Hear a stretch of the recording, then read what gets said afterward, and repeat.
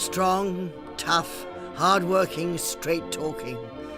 These were the qualities Americans saw when they watched John Wayne fill the big screen. And over a 50-year career, those qualities turned him into one of the great American icons. Known affectionately as Duke, he starred in over 175 films, and though they weren't all westerns, that is the genre with which he is forever associated. The image of him, high in the saddle with a gun in his hand, is one that became familiar to generation after generation of cinema-goers the world over. Famously, John Wayne was not his real name, as he explains here in our interview from 1969. My right name is Marion Michael Morrison, and the studio decided that it was not American enough for a boy who was going to play Breckenridge Coleman in The Big Trail back in 1929. So the studio heads were put together and they came up with the name John Wayne. But long before I had the name John Wayne, I was going to school in Glendale and I had a dog named Duke. And the dog would follow me as far as the fire station on the way to school in the morning and wait at the fire station for me to return in the evening. And the firemen all knew the dog's name, but they didn't know mine. So they called the dog Big Duke and me Little Duke. That was a few years ago. What did you study at Glendale? Well, at Glendale High School, it was just, in Glendale, it was just grammar school and high school. And then at I went college? to the University of Southern California. I took pre-legal course. Did you ever intend to be a lawyer? Yes, I think I would have enjoyed the occupation, but while I was going to school, I was offered a job in the summer times, working at the studios. I met Mr. John Ford, and I enjoyed working with him and watching him mold a scene and meld the people to the scene. And then I'd go back to school and look around at these kids, and I'd say, well, this kid's father is a lawyer. This kid's uncle is an established lawyer. And they're going into those offices, and one of them will take me in, and I'll be writing briefs in the back room for 10 or 15 years. And it didn't look quite as appealing or as exciting as pictures. So when I was offered the acting job, I accepted it, never realizing that it would end up a career, but thinking it might establish me so that I could get into the production and finally direct, which I wanted to do. Why was it cowboy films in particular that interested you? Well, it wasn't a case of what it interested me. It was a case of that which I fit in best. I was of 6'4", which is a fairly tall man at the time in pictures, and all the leading ladies are small, so I, you know, you're all bent over like this with those leading ladies. So I fit the background of Westerns better. And in those days, they needed, you know, they didn't spend quite as much money on doubles and things as they do today, and they expected you to be rugged enough to do a little of this stuff. So I fit that category. So I guess that's why I got started in it. Have you seen any of the films you made, those early films? Have you seen any of them recently? I try not to see them. Stagecoach is always considered the turning point in your career. Yes, Why? it certainly was. Well, it was the first time that I was able to be a part of a picture in which the reaction became important. You know, they say action pictures and A pictures. But in these action pictures that we made earlier, you had to explain the story, tell where you were going, explain, you know, the heavies are going to Oshkosh, so we'll cut across Red Gulch and meet them ahead of time. Then you'd ride out and you'd say, well, this is Red Gulch, and then they'd say, oh, there they come now. And you never had a reaction to any situation. It was just all action, and nobody has a chance to get much of their personality into a picture under those conditions. But in Stagecoach, the story was told with a camera rather than by the mouthing of the leading man. You must be offered a lot of parts. What determines you in choosing a particular one? Personal story, as a rule. Sometimes you're stuck, you know, and it's getting time for an assignment to come up, and you accept stories that are not completed. But as a rule, whenever that happens, you run into a mess. But I haven't learned my lesson completely yet. I still do it on occasion. What parts would you downright refuse? Anything mean and petty. I think I've established a character on the screen that may be rough, may be cruel, may have a different code than the average person, but it's never been mean or petty or small. A film where Wayne had decided exactly which role he got was The Alamo, another epic western that he not only starred in alongside Richard Widmark and Lawrence Harvey, but produced and for the first time directed as well. In 1960, he was in the UK for its opening, and he spoke to Robert Robinson on the programme Picture Parade, starting with the subject of the movie's length. Now, the film is itself about just over 3 hours long. Did it need to be this long? Well, I felt that it needed to be that long.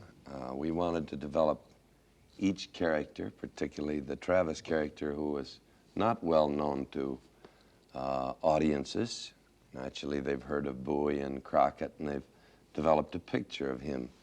But in order to set Travis, we probably took longer than we Travis was played by Lawrence Harvey. By Lawrence Harvey, and we thought he was magnificent picture. Actually, now that we've seen Ben-Hur out in Spartacus and they're saying too long, too long, too long, perhaps we should have tempered the time, cut it down. Actually, I used my baby in the film, and I think I gave her a little too much footage.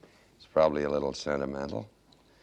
And I had a sequence in which I wanted to set the tenor of feeling of the men at the end, and I had Parsons' death. But the parson was not too well known to the audience. So actually, I feel that maybe those two sequences we could have done without them, and we may cut them. You produced and directed and took the leading part in the film. Well, I took one of the leading parts in the film. It looked like the leading part to me. Well, actually, I think that Travis was the pivotal character. Travis was actually the man with the dedication, and he's the man who turned the other men into heroes. Most of the men came in as just healthy, rough, lusty men of the period, and but they're always the more interesting, aren't they? Oh, always. But anyway, you had these three major responsibilities. Did they worry you? Not until after I was about halfway through the picture.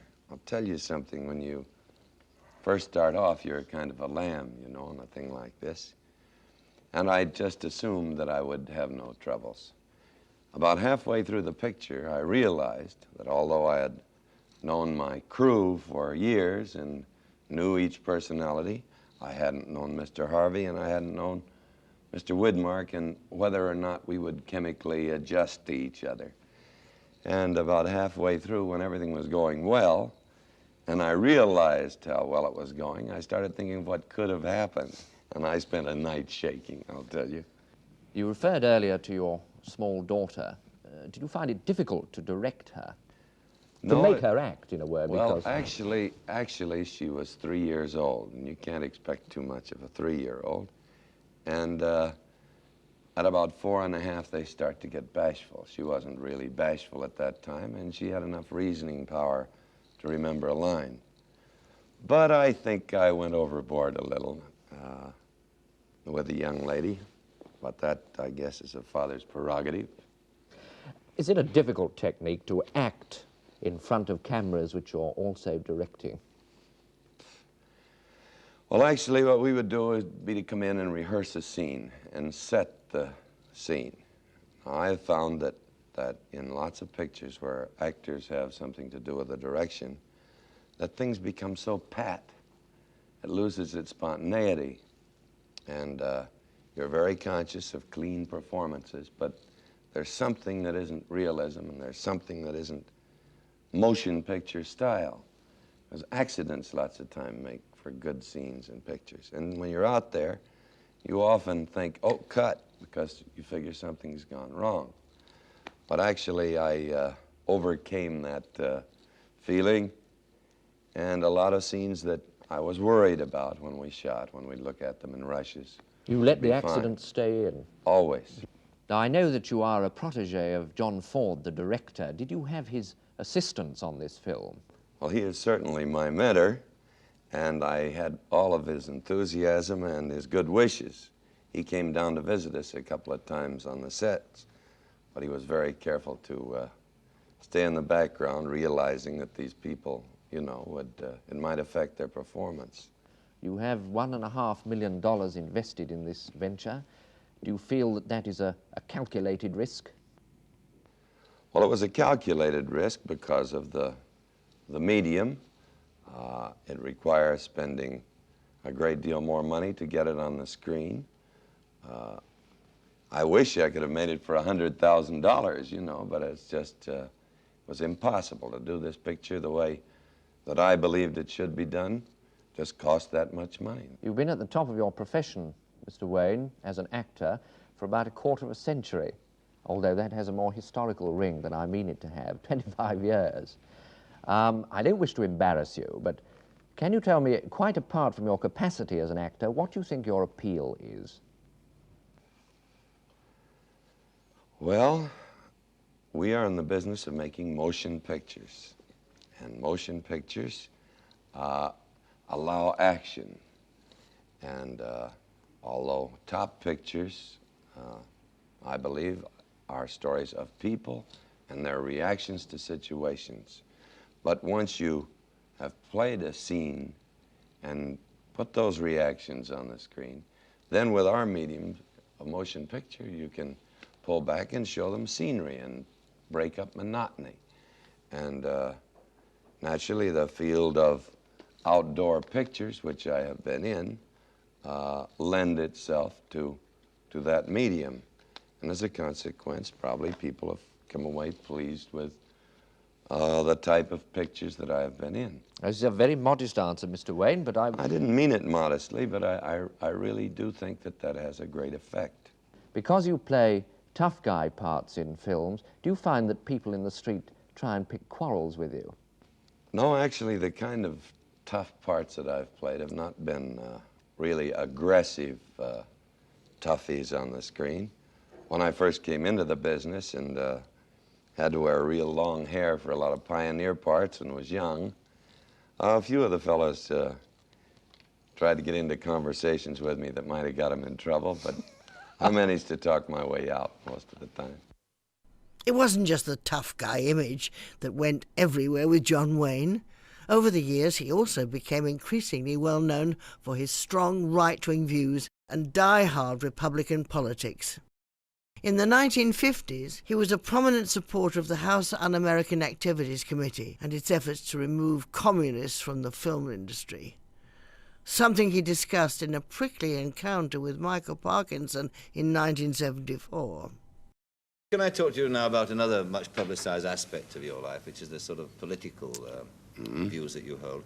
I'd like to particularly ask you as well, because it's related to the film industry, about that period in your career in Hollywood when you were to the forefront of the people who were blacklisting the alleged communist members of Well, the film industry. that's not a true statement. Well, We were not blacklisting. Well, you were. They were. They were. No, they were blacklisting. We didn't name anybody. We stayed completely out of it and said, "We are Americans. Anybody that wanted to join us, it was fine." We gave no names out to anybody at any time ever. But when you look back at that now, John, at this space of time, I mean, are you proud of what happened in Hollywood at that time? I think it was probably a very necessary thing at the time, because the radical liberals were going to take over our business. And you wouldn't have had any pictures like that then. No, but seriously, though, I mean, were they in a position? I mean, the people who got kicked out of Hollywood, surely they were. Who the were people kicked out? Well, the Now, people. wait a who- minute. Tell me who was kicked out. Well, the people who left Hollywood. I mean, let's take, for example, Carl Foreman. Yeah, Carl Foreman, I mean, was Dalton Trumbo. Carlton Foreman, Dalton Trumbo. Look what happened to Larry Parks. Larry Parks admitted that he'd been a commie, and he went on working. Well, he didn't work for some time. It had a very Well, he adverse hadn't effect worked on a his hell of a career. lot before that, had he? Well, no, but I mean, No. But I mean, these aren't people, surely, are they, who you would expect to take over the industry? Well, at the time, it seemed rather serious. And they were getting themselves into a position where they could control who would do the writing. But isn't it right that people of all shades of opinion should be able to make movies, whether they be Definitely. extreme right-wing or extreme left-wing? Definitely. Or... Any time that is their opinion, fine. But trouble there was that they were spouting by rote somebody else's way of life. And that's all right for those fellows over there. That's the way they want to live, but we don't have to have it in our country. No, but you could say, of course, that... That was our you could say point that, of view. Yes, but you could say that your point of view was reflecting the capitalist way of life, the American way of life. Well, and I don't think that capitalist is such an unpopular word. You know, it's in 200 years we've taken a wilderness and built a factory that feeds the world, a farm or that supplies the world, and a farm that feeds the world. And we've been doing our best to help everybody out that we can. So I think it's a pretty good way of living. I read an interview that you gave, John, in which you said you objected to High Noon, to the film itself. You said it was un-American. I saw that film, and I guess a lot of people here in this audience will have seen that film, and I, for the life of me, can't see what's un-American about it. Well, a whole city of people that have come across the plains and suffered all kinds of hardships are suddenly afraid to help out a sheriff because 3 men are coming into town that are tough. Now he goes to them and pleads them, and he goes into the church, and for some reason the women are all sitting on one side of the church and the men are sitting all on the other side of the church, and he pleads his case. And the men say, no, no, no, and the women get up and say, you're yellow, you're cowards. I don't think that ever happens in the United States. Then at the end of the picture, he took the United States Marshal badge, threw it down, stepped on it, and walked off. I think those things are just a little bit un-American. Really? Yeah. It's amazing, you see, because, I mean, I've seen that film not once, but, 4 or 5 times. Well, you saw those things. Do they strike you as being They strike me as being... a true picture of the pioneer West? No, but... Or a picture of what Carl Foreman or somebody would like to give our children the impression? No, but I mean, similarly, I'm sure that a lot of the movies that have been made about the West that you would approve of were similarly not a true picture of the West, nor of American society. I mean, I just took it to be, a dramatic exposition of something or another, certainly not a knock at the American way of life. And I'm amazed that, when I read it in the research, I thought, my God, it's extraordinary. Ultra-reaction. Well, actually, you must realize what was going on at that time in our business. Well, I was going to ask... There was a heated thing going on. They were... a lot of people that were fine writers were weren't being used, and it was rough on them. And that's why I took up for that side, because Maury Riskin, who was a Pulitzer Prize winner, couldn't get a job because he didn't think exactly like these fellows. That's what started it, not us trying to throw them out. Hmm. I suppose they could turn around conversely and say, though, of course, that then they couldn't get a job afterwards. Well, they did pretty well. What about your switching from that slightly to your political views about the modern political views about the modern scene in America, you, of course, you're a friend and supporter of President Nixon. Yes. Has in any way what's happened over the recent months altered your point of view about him? No, it is brought to light what any thinking American must realize, and that is that politics in our country are not, shall we say, the most beautiful part of our American life. And instead of blaming politics for what's going on, the good and the bad politicians don't want to get mixed up in that. They're blaming leadership. Now, this man came in. First, he tried to keep in all the liberals and all the conservatives and tried to make one big family. Then the liberals started double-crossing him. So he turned to the others. Then they got high hat and started running affairs in a very high-handed fashion, which they shouldn't have done. It was wrong. It was a terrible abuse. But it wasn't the leadership of our country. It takes 3 years for a man to get his hands on the reins of government after he gets in there. And in the 4th year, he's in a campaign again. Now, what did this man do for us? He brought home 525,000 kids from Vietnam that 2 very popular presidents couldn't do, and he had to do it the unpopular way by making the decision to mine Haiphong Harbor.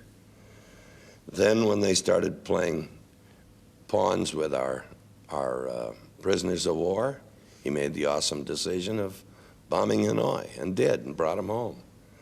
He opened up a détente with China, which the conservatives didn't like. I think he should be at the top of his glory right now, and instead of that, because of some political thing, they are belittling this man.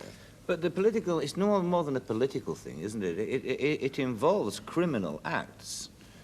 Yes. But, I mean, you can't have the President of the United States, or indeed the President of any country, to be seen in that kind of company, can you? Because if they do that... I don't think that anybody has seen him in that kind of company.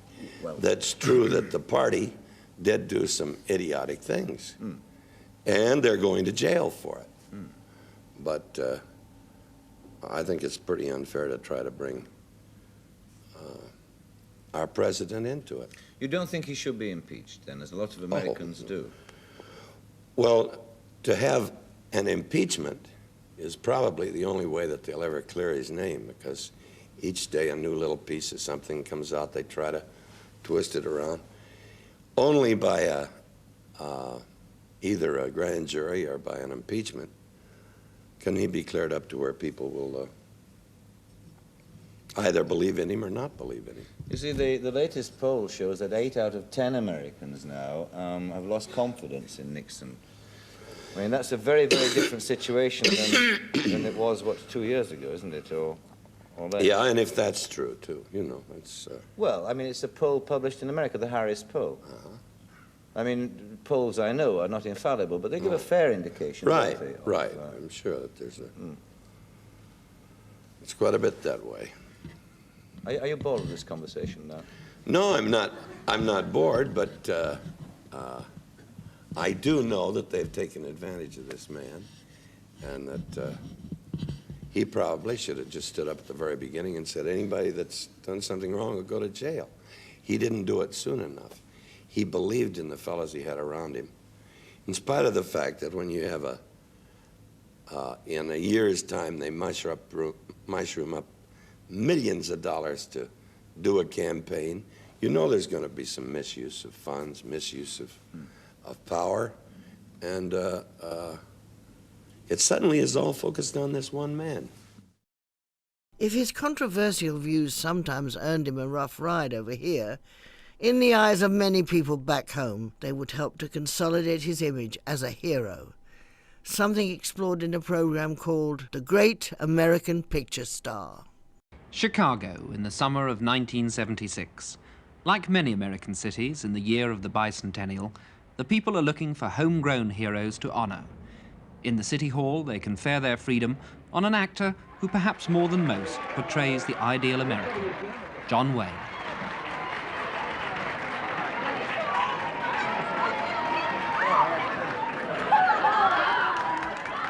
For the town hall office workers, it's an opportunity to come face to face with a Hollywood legend.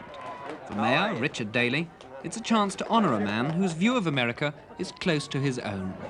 We admire him because he's a great American, one of the outstanding men in this country that's constantly talking about our country and its people, and reassuring in the bicentennial year that we do live in a great land, and there's nothing like it any place in the world, and we all should get together and start boosting it instead of tearing it down.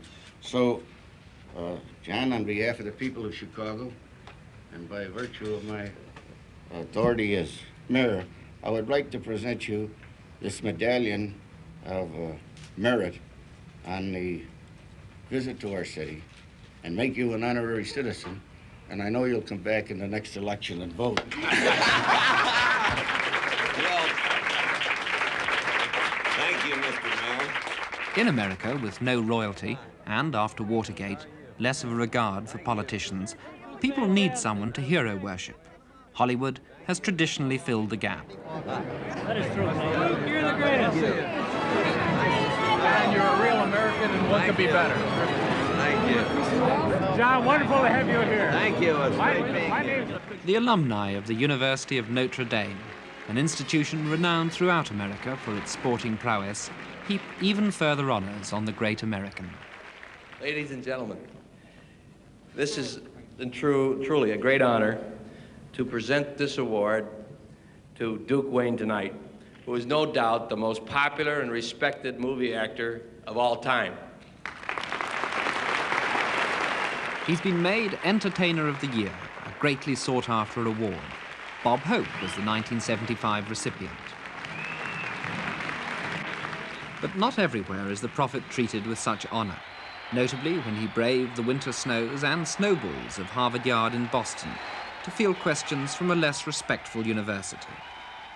To his credit, he gave as good as he got. The students came to jeer and stayed to cheer. How do you feel about students smoking LSD?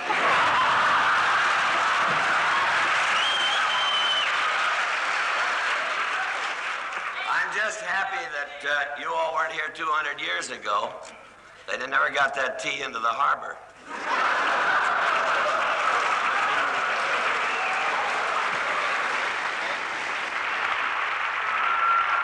Is it true that your toupee is real mohair? Oh, sure, that's real hair.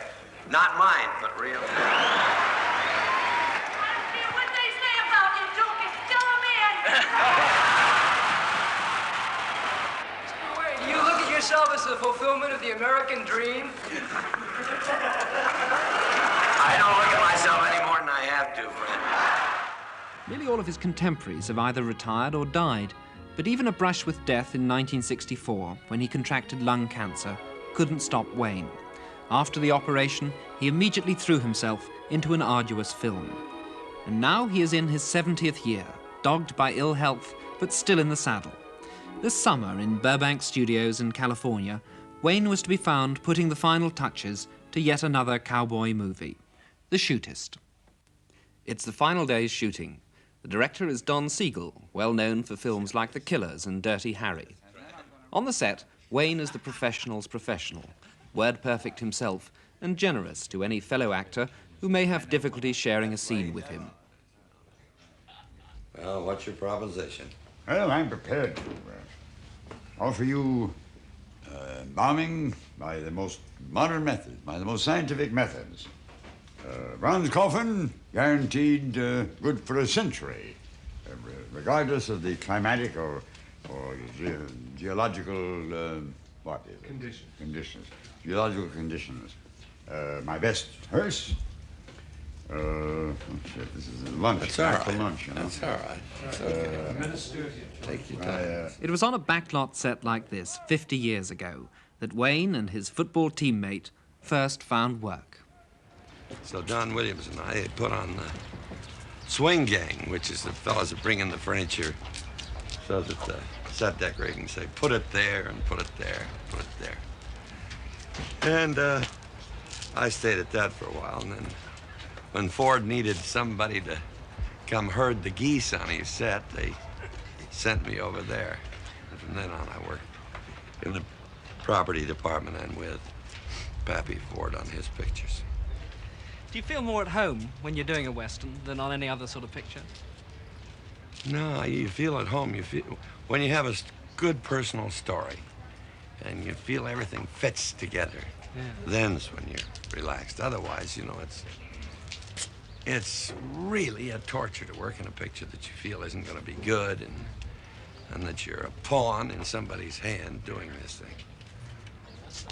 But I think this is going to be a good one. Unlike the younger superstars who feel they don't owe their public any more than their performances, Wayne is aware of who ultimately pays his salary and is unfailingly gracious to guests on the set. Yeah, well, you know, I felt so I know you did. And it's lousy this whole picture. It was Now only you're day starting to before feel good and we're yesterday getting I ready felt good. But it wasn't just on this picture. I've just had a lousy year as far as Well, let's hope from here on out. boy, you I'm start telling feeling- you, I yeah. feel great now. Yeah. When you wake up, doesn't matter if the sun's shining or anything, if you We're not feel feeling- good. Yeah, it's a... In the film, Wayne plays an aging gunfighter who's dying of cancer. He's summoned an undertaker to make his own funeral preparations. You're gonna lay me out for the public to gawp at 50 cents a head, children 10. And when the curiosity peters out, you're gonna stuff me in a gunny sack and stick me in a hole someplace and hustle to the bank with the loot. Mr. Books, I assure you. No, have you got a pencil and paper? The picture ends with Wayne's death. A bloody, but a tasteful death. Yeah. How do you like the red buttonholes? Oh, yeah. I remember him, Red Button. The whole idea of our business is illusion. And they're getting away from that now. Putting electric squibs in livers and blowing them up in slow motion and having blood all over everything. I mean, it's not that there's more violence in pictures today.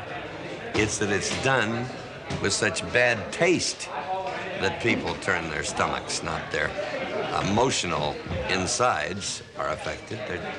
It turns their stomach. I just don't want to play anything petty or small or mean. I don't mind being rough and tough and cruel, but in a big way, no little petty things. I like a good personal story. I don't care whether it's armchair or stand on top of a building or jumping off of it. If they jump off it, I don't do it anyway. Indeed, his stand-in has already performed his dying fall. Although Don Siegel may be the director, Wayne makes sure that the camera captures his own demise with dignity. Shooting up his nose. I'm gonna make goddamn sure that you're not shooting up my nose.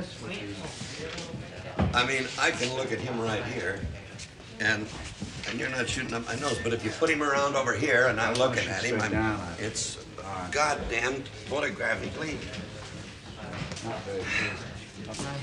You want to put the bullets in? Yeah. Don, Tom? Yes. You're right on his waist? Might see the belt? Yes, I will. Okay. You're gonna shoot just up my nostrils when you Okay. Eventually, Wayne expires to his own satisfaction, and the movie's over. The producers throw a party for the cast and crew. Some of the stars, like James Stewart, return for a farewell drink, but the Duke has gone.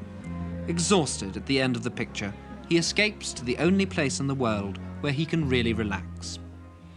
His boat, the Wild Goose, a converted minesweeper. Since before the war, he's been coming here, to the Pacific coast of Mexico. You know, when I step aboard this thing, I yawn. I'm just completely relaxed the minute I step aboard. I don't have to dress up or be smiling or shaking hands, or if I'm having any trouble with any of my family, I don't have to be sweet about it because there's a lot of people around. I can be a human being, and we're not worried about an image. Of course, I haven't had that much of an image where I have to worry about it anyway. And luckily, I like people, so I don't mind going ashore. You noticed it's a quiet little sleepy town. They don't bother you too much, particularly in Mexico. They're very respectful of another man's dignity. There's some of the family aboard. Which ones are they? Well, Ethan, who is 14, Marisa, who is 10, and Aisa, who just turned 20 and is going to the University of Southern California. It's Easter week, and they're going to stay down here for about a week. How many children do you have altogether? 7.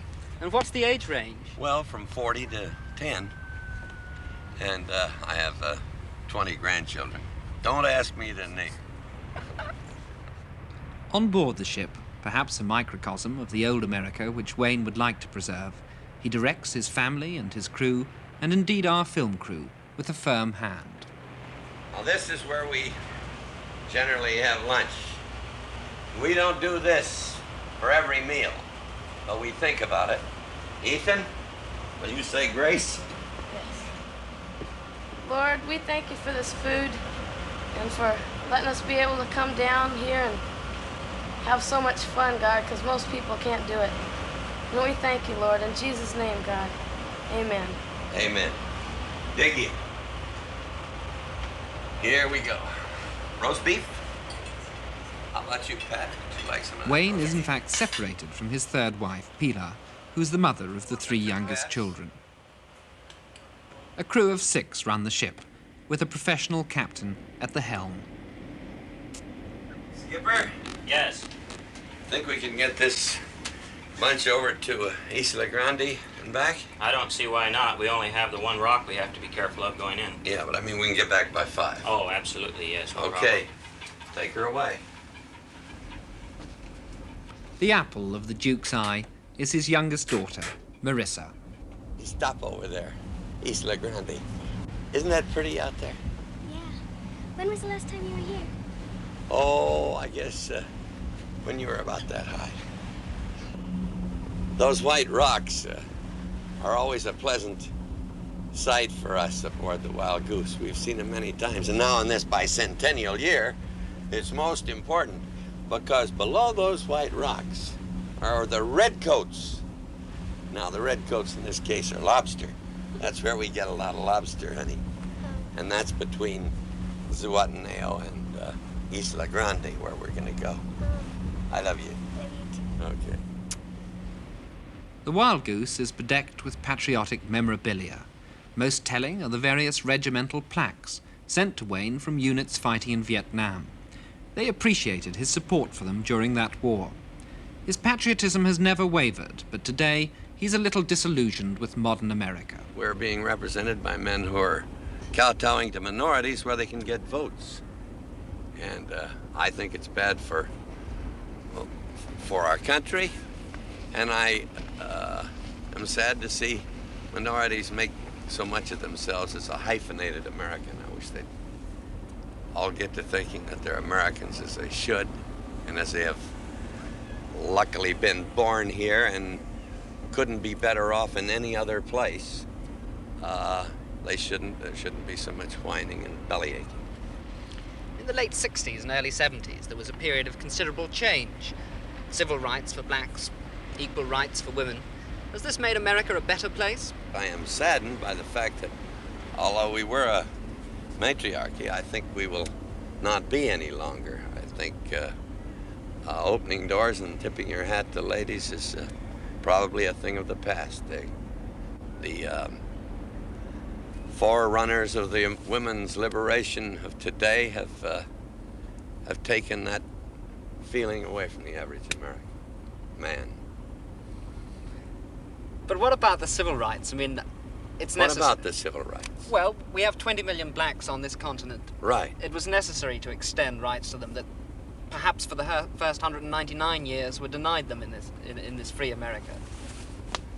I guess that they've had a pretty tough break, but not quite as bad as you and your do-gooder friends would have them believe. They live as well here as they live in any other country over that 199 years. True, I think they do have a right to more rights, but it isn't a thing where where the rest of the country should feel terribly guilty about anything because they have had a better life here and their fathers and mothers than they would have had any place else. And I want to see them have everything. I don't squawk and cry baby and say, geez, I had to go without meals when I was 16 and 17 years old. It's a terrible thing. I don't think that you should look back and whine and bellyache or try to hold somebody else guilty for everything you did. Despite the ferocity of his views, he must know that his children are growing up in a new and changing and different America. But if ever the future generation need to be reminded of the spirit and values of the men who created their continent, they need only turn to the films of John Wayne. Not just a film star, but a real-life character, played by Marion Morrison from Iowa. I think Marion Michael Morrison and John Wayne are the same person. I don't know. I mean, I don't know what the difference is. I probably am a little more careful in my public image than I would be were I Marion Michael Morrison, but I doubt it. I've been on many an escapade under the name John Wayne that might make Aunt Mame turn up her nose. What sort of escapades? Well, I like to handle that who hit John, as you know, and do quite well and quite often.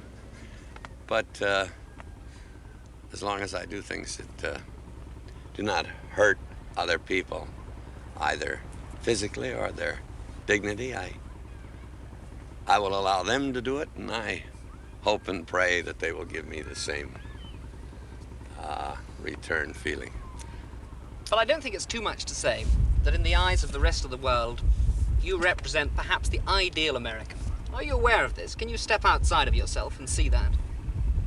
No, I think I represent, as I said, we're talking about personal identity. I think that a Frenchman looking at me outside of when I play a clodhopper oaf or something, the characteristics of manliness that I try to keep on the screen are the things that every man would want, not just an American. The day has ended. The Wild Goose reaches her moorings for the night, and John Wayne orders a farewell salute. Should we give him a little show? You got the sunset gun ready? Fine. Sunset's at 6:42. That's 5 seconds. 4 seconds. 3 seconds. 2 seconds. 1 second. Now! Pick it up! Pick it up! That's fine. That's fine. That's good. We don't have to have the finish if we cut back to me. Well, another day. And let's hope another $1. The Shootist turned out to be one of the most acclaimed films of John Wayne's career. It was also his last. 3 years after his release, he died of cancer, aged 72. Posthumously, he received America's 2 highest civilian honors, the Congressional Gold Medal and the Presidential Medal of Freedom, awarded to formally recognize his status as an iconic American, the like of whom Hollywood is unlikely to produce again. Catch the icon in She Wore a Yellow Ribbon next on BBC Two.